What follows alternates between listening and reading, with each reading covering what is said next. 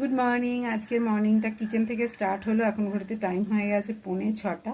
আজকে 5টার সময় উঠেছি, আর্লি মর্নিং, কারণ আজকে পরপর অনেকগুলো কাজ আছে।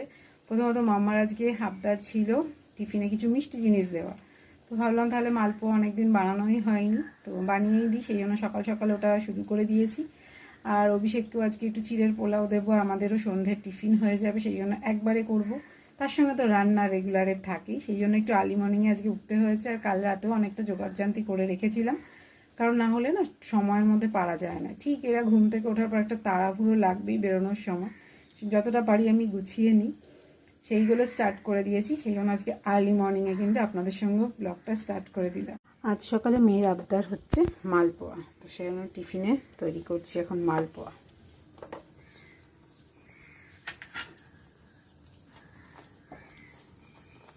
আর বাইরের ওয়েদার যতই মেঘলা হোক না কেন, রান্নাঘরে আসা মানেই ঘামবো।